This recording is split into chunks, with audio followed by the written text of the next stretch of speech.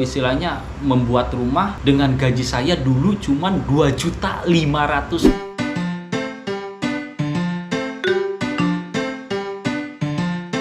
Assalamualaikum warahmatullahi wabarakatuh, sahabat Kang Ading semua ya. Kali ini spesial ya, saya membacakan komen dari salah satu subscriber saya. Dia bertanya yang bisa membuat kita termotivasi seperti itu ya. Ini dari Kang Agus Blitar.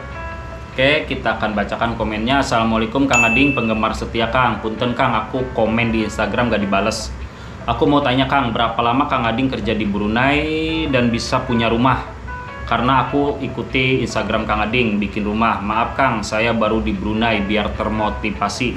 Bukan untuk yang kerja di Brunei saja, bukan untuk yang kerja di Hong Kong saja, bukan untuk yang kerja di Taiwan saja, bahkan yang bukan untuk TKI saja. Semua pekerja, semua yang kerja dimanapun, kita harus punya rumah. Tidak terkecuali siapapun, harus punya rumah. Oh iya, seperti yang saya alami waktu pertama datang ke sini, ke Brunei. Yang terpikirkan pertama oleh saya itu ya bikin rumah. Karena saya belum punya rumah. Yang pertama terpikirkan untuk saya itu punya rumah. Gimana caranya saya bisa punya rumah? Awal-awal saya berpikiran, wah saya pengen punya rumah yang harganya sekitar 300 juta, 400 juta, 500 juta, 600 juta. Saya pengen punya rumah yang 3 tingkat, 4 tingkat. Wah mewah. Pikiran saya itu sudah melayang kemana-mana. Tapi kebuktiannya nggak bisa seperti itu. Kalau kita tunggu uang untuk bikin rumah, nggak akan pernah terwujud seperti itu ya. Misalkan, wah saya nabung biar nanti kalau sudah banyak tabungannya buat rumah. Percaya sama saya, akan sulit sekali. Misalkan, wah daripada bikin rumah biaya segini-gini gede, mendingan beli langsung cash.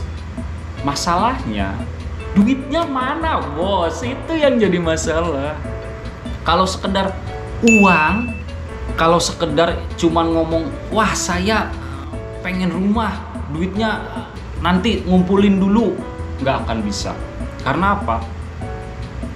Kita yang gajinya ini khusus untuk yang gajinya seperti saya, seperti itu, yang gajinya kecil ya, tidak akan bisa punya rumah dengan cara mengumpulkan uangnya. Tidak akan bisa. Satu-satunya jalan untuk bisa punya rumah seperti halnya kita yang ekonominya kecil, yang punya gaji kecil seperti harus dicicil. Dicicilnya dengan cara apa? Memang dengan cara menabung, tapi bukan menabung uang. Seperti itu. Kalau menabung uang itu akan habis. Cara yang saya terapkan untuk bisa bikin rumah, pertama saya menabung bahan. Menabung bahan itu tergantung dari wilayah dan tempat masing-masing ya.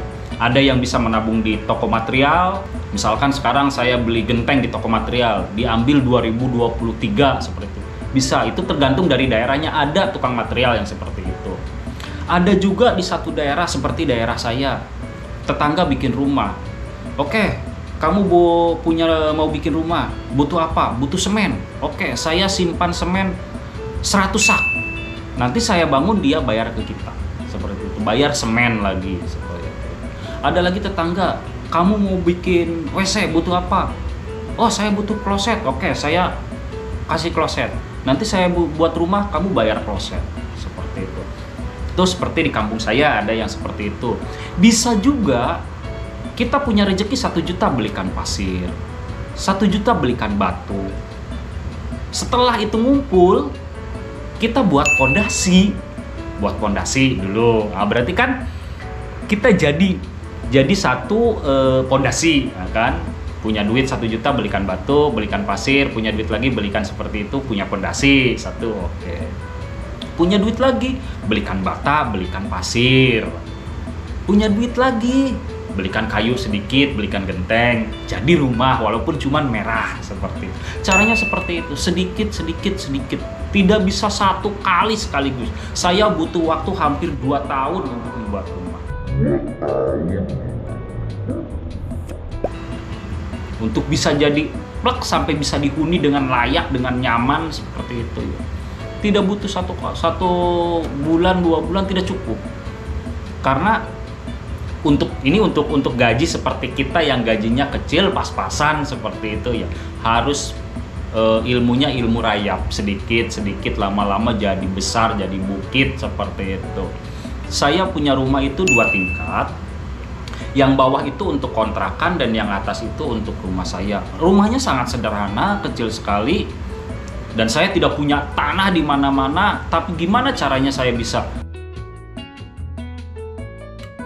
Dan saya tidak punya tanah di mana-mana, tapi gimana caranya saya bisa menghasilkan uang dengan tanah segitu-gitunya seperti itu, tidak punya tempat lagi ya. Akhirnya saya berpikiran di bawah saya dibuat kontrakan, yang atas untuk tempat tinggal saya. Akhirnya bulan-bulan saya setiap bulan dapat dari kontrakan, walaupun cuma 2 pintu istilahnya seperti itu. Dan alhamdulillah uang kontrakan itu untuk kedua orang tua saya. Jadi istilahnya saya bisa ngasih ke orang tua seperti itu dengan tenang, tanpa saya harus mikir, wah bulan depan saya harus ngasih dari mana ini. Tidak, karena saya mencoba berinvestasi istilahnya untuk orang tua saya seperti itu. Minimal selama mereka hidup, boleh hidup dari kontrakan seperti itu. Sedikit kurang lebihnya bisa saya tambahin seperti itu ya. Dan ada lagi yang bertanya, oke, itu untuk Kang Agus Blitar ya. Jadi saya sampai jadi rumah itu saya membutuhkan waktu sekitar 2 tahunan ya, Kang Agus. Dan itu pun ilmunya ilmu rayap sedikit-sedikit, tidak langsung plak, karena memang gaji saya kecil seperti itu ya. Tidak macam orang lain misalkan gaji yang besar, punya duit langsung plak jadi seperti plak jadi seperti itu. Kalau saya tidak ya, karena memang kondisi saya yang gajinya tidak seberapa ya, tapi alhamdulillah disyukuri dan alhamdulillah terbukti saya bisa membuat rumah seperti itu. Oh iya. Oke, ada lagi pertanyaan yang kedua, Mas Dharma. Mau nanya nih Kang Ading, punya rumah hasil kerja di Brunei, habis berapa Kang buat rumah selama jadi TKI? Kalau di total itu sangat susah ya, karena saya pakai ilmu rayap. Jadi sedikit-sedikit seperti itu ya. Tapi yang saya ingat itu, otomatis kan yang biayanya besar itu pasti diingat gitu kan. Saya duit sini sekitar 200-an, 200 juta. 200 juta itu bukan sekarang lah. 200 juta itu sekitar 5 tahun yang lalu seperti itu. Kalau duit Brunei berapa ya 200-an ya? 200 juta duit Brunei. Kurang lebih 20 ribuan lah. Seperti itu, 20 ribu duit. Tapi itu baru yang besar-besarnya saja, karena sekali lagi saya itu pakai ilmu rayap seperti itu. Jadi tidak sekaligus ya. Itu kita ambil yang ingat saja, yang besar-besar, tidak yang kecil-kecilnya kita tidak ingat karena prosesnya juga 2 tahun ya. Dan coba dipikir, kita nyari duit dari mana dengan total 200 juta. Jangankan 200 juta loh, 100 juta. Misalkan bikin rumah, kita tanya ke tukang, berapa ini kira-kira sampai jadi 100 juta? Duit dari mana 100 juta? Plak ketumplak untuk bisa buat rumah. Sangat sulit sekali untuk kita yang gajinya, sekali lagi ya, untuk kita yang gajinya betul-betul standar seperti itu, sangat sulit sekali. Oh iya. Jadi buat kalian saya doakan yang belum punya rumah, semoga punya rumah ya secepatnya. Yang baru nikah semoga secepatnya punya rumah seperti itu ya. Terapkan ilmu rayap sedikit. Jangan pernah beranggapan atau punya keinginan, nanti saya sudah kerja bikin rumah, saya akan kumpulin uangnya. Jangan punya pikiran seperti itu, karena akan sulit sekali punya rumah dengan cara mengumpulkan uangnya.